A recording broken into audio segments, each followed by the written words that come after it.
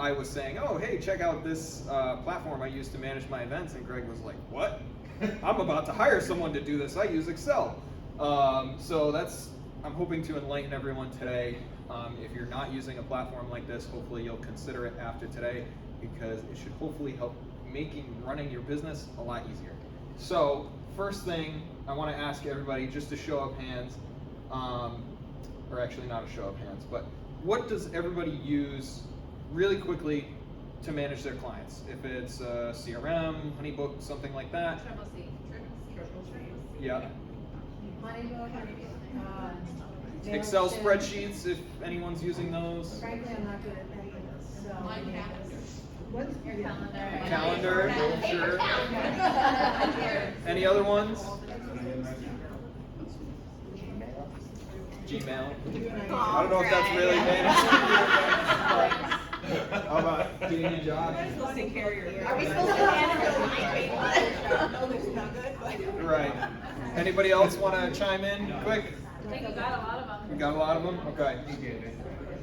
So you'll hear that there's a couple names that you've heard a couple of times, and we're going to talk about some CRM type systems, and like I said, there is some overlap on these. But first of all, what the fuck is a CRM? Pardon my French. So CRM stands for Customer Relationship Management, and really there should be a little S in there too, because it's generally a software, whether it's software as a service or something you purchase. Additionally, there might be other functions available. So I'll talk about what we use to manage our events, and how there's more than just customer relationship management in there. But what is customer relationship management? It's how you work with your customers, how you manage your customers, how you communicate with them, and all the processes that go through that. So for example, if there's an email that you send to a venue before you show up to do a wedding, that's part of your customer relationship management process. What are some CRMs? Oh, hold on, I went too far. There's a lot of different CRMs, and some of these I did not hear at all. There's some that, like I talked with Elizabeth about on the boat at ILEA, that I had never heard of before our conversation. Triple C. So a couple event-focused ones: Good Shuffle Pro, DJ Event Planner, HoneyBook. HoneyBook is very flexible. It can kind of go across a lot of different things. But generally, you want to look for a CRM if you're looking for one that is tailored to your industry and what you do. There's a lot of different CRMs. The ones up here, like Salesforce, Zoho, HubSpot, those are very general, very vague, very customizable. But you'll see, like HubSpot, for example, if you remember Taylor, that presented on social media, he uses HubSpot, which is generally more office businessy, business-to-business type stuff. We use DJ Event Planner for our events. Now, if I probably shouldn't say this, being a member of the group as a rental company, yeah, look at Luke's screen. So DJ Event Planner, very common in the DJ world. If you didn't already know, I come from a DJ background, so I was born into DJ Event Planner, which is why we use it to manage everything that we do, but that's the system that works for me. DJ Event Planner, I was talking with Greg about this, would work very well for Greg too, because it's a similar, it could be called Entertainment Event Planner. It's really based on the service that you're providing to the client. If it's in an entertainment field, DJ, photo booth, whatever, even in the rentals field, there's ways you can make it work. It's a little more customized for rentals on our end. But one example of how we use this is we have a contact form on the website. This information goes straight into our DJ Event Planner account. So with one click of a button, I can populate an event in based on the event date they entered. It will put their first name in the first name field. In the back end, last name, email, phone, type of event, stuff like that. This is all structured data that's going to go straight into our system. So instead of me copying and pasting out of an email and taking the 20 minutes that it takes to dig through the thread or copy and paste from the contact form, this goes straight in. So that's 10, 20 minutes saved right there. Another area that we use is the planning portal here. So that's what this screenshot is from. Now, it's probably kind of hard to see the text if you're in the back, but basically this here is their upcoming event. So this is September 14th, what their package is, what they're getting, and then they could click here to plan their event, fill out forms to say, here's who my vendors are, anything like that that we need to get information from the client, we're getting in there. This is event details. I only know what this is because I know what the button is. I can't even read it here. And this is make a payment. So event details would be like, what do we have for timeframes for your event? If you need to change those, you can request to change them from that system. And then make a payment is obviously payments online, card payments. They can make payments directly through there. And then we also have the emails that have been sent by the system. So whether we manually sent them through the DJ Event Planner system or they've been a scheduled email through the system, they can go in and see the emails that we've sent them on this dashboard. If they had multiple events, they'd be able to see. There are different events here, and that's one key feature of this is bringing all of those events that they have together and being able to keep track of what kind of business your client is doing with you, being able to keep track of history and things like that. So this is a screenshot from our dashboard. We have, not walk in front of the projector here. As you can see, dates down the side, and then we have the status of the event. So I use this as a sales tool as well as tracking where they are in the process. So for example, these people, we didn't make the sale.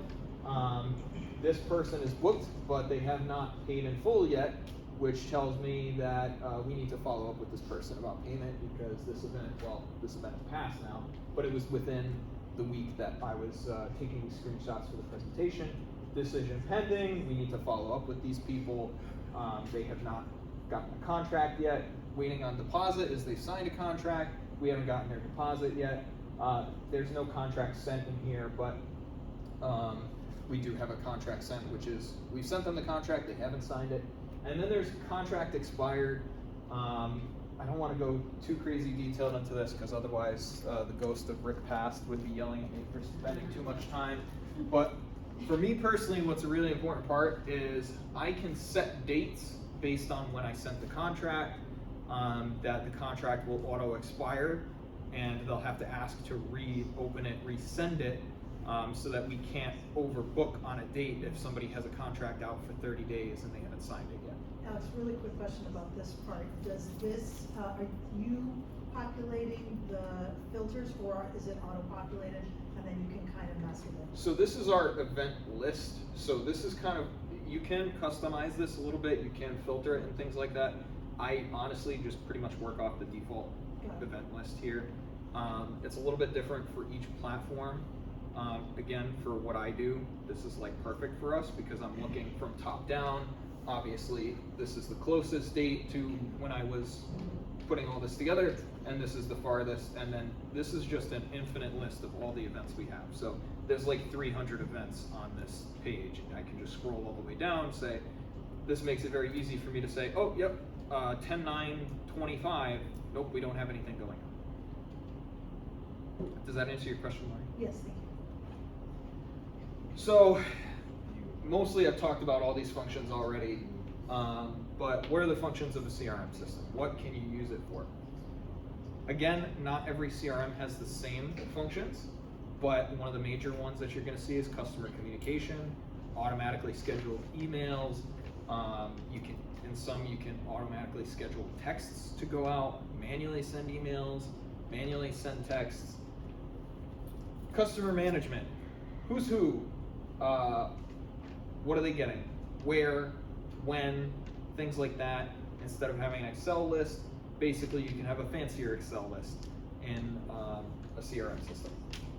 And then in some cases, legal and finance, we do all our contracts and invoices with a very heavily automated process in DJ Event Planner. So basically, we send one email to send a contract, and then there's a bunch of automations that trigger a day that the contract was sent, a day that it will expire, follow-up emails if you haven't signed your contract within that 7-day period, and so on. And then an invoice after you've signed your contract. Hey, here's what you owe us for a deposit. Data and reports, another important feature.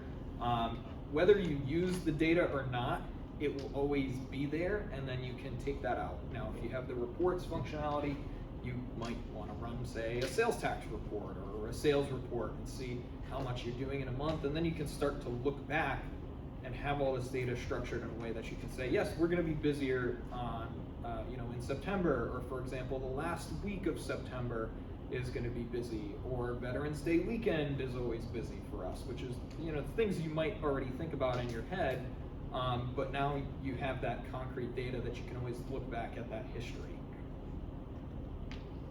And then sales functions, this is very common in CRMs, but we can do, we're working on a process to do all of our quotes directly through DJ Event Planner.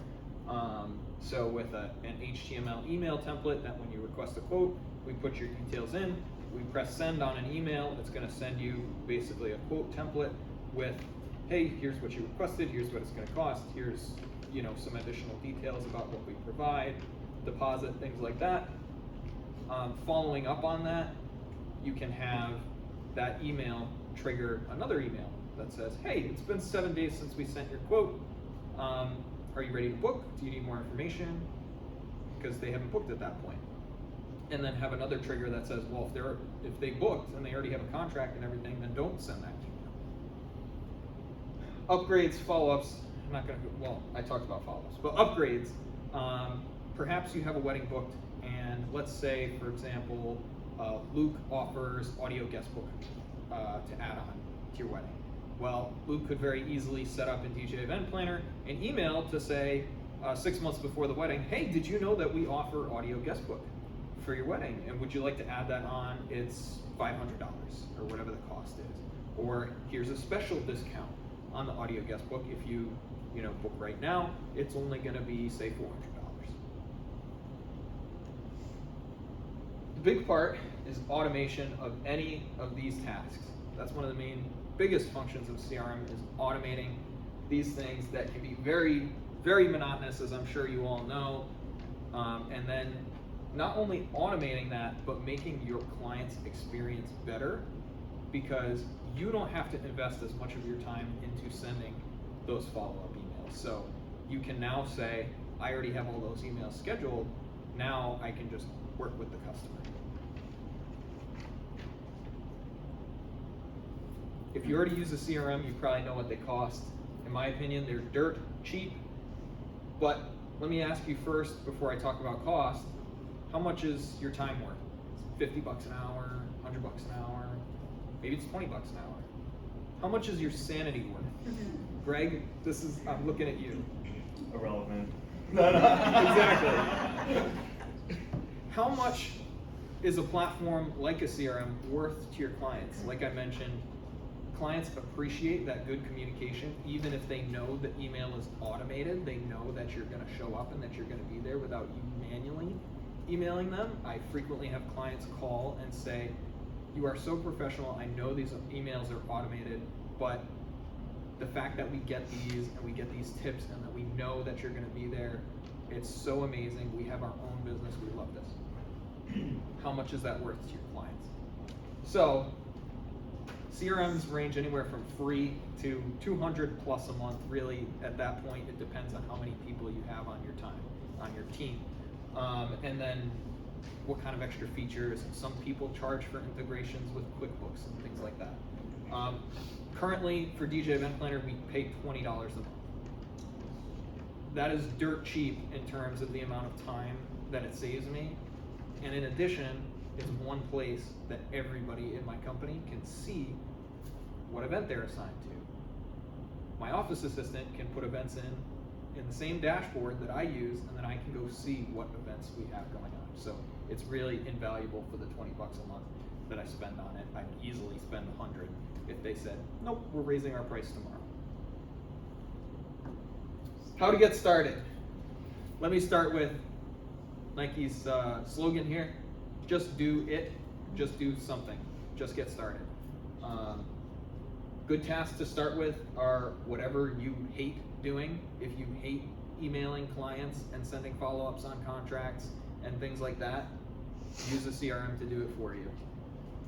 If you do something tedious, monotonous, texting, Quoting, entering event information, again, another good thing to use a CRM for.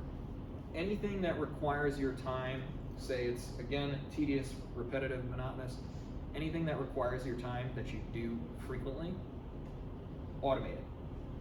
And lastly, take baby steps. You don't have to automate everything all at once. When I started using DJ Event Planner, the platform that we use, I started with just automated emails to clients. I wasn't sending contracts in there, I wasn't sending invoices, anything like that. And I've just built it up over time as I say, hey, I could automate this process. Can I have a feedback on that? The automation is great, but you have to stay on top of it. So if a client reaches out to you and says, hey, I need a little bit more time, and then they get an email tomorrow saying, hey, they get an automated reminder, they start getting a little, like, are you not communicating, or you, yeah, exactly, there's a lot of variables. So the automation can be great, but all I'm saying is just make sure, like, if I happen to have an automation that went out and I was out all weekend, and they get an email reminder, you just gotta be careful, making sure that you can tell the system, with any of these systems typically, that, you know, delay it, or, in our case, we make it mark it sent, so it doesn't send out this automated email, but that can also be, you know, that could be the drawback if you're not on top of your CRM. And to piggyback off of that, sometimes people might not understand that an email is automated. So communicating properly so that people feel that they're special still, but also sending emails that they know are automated and that you're not sending directly is a key part of that. And also on that front, as your business changes, sometimes you'll have to change your email automation. So you do have to keep on top of that aspect as well, making sure that, well, first of all, there's good practice to begin with. If you're using a company name in an email, use a merge tag for your company name instead of typing in your company name. And that way, if you change it, it's going to change for every single email that you send. But also, if, say, you send an email 14 days before because that's your payment policy, and then you change it to 30 days before, well, now you need to change the automation on that email to make sure it sends earlier. If you make one change, you need to make sure it changes everywhere else. So there is still management. It's not gonna perfectly, you're not gonna be able to retire from running your business and being on an email every day because you have a CRM, but it'll free up your time to focus on other tasks. Do you like disclose that it's an automated message on these messages, or is it just assumed, or? It depends on the message that we're sending you. And context is very important there.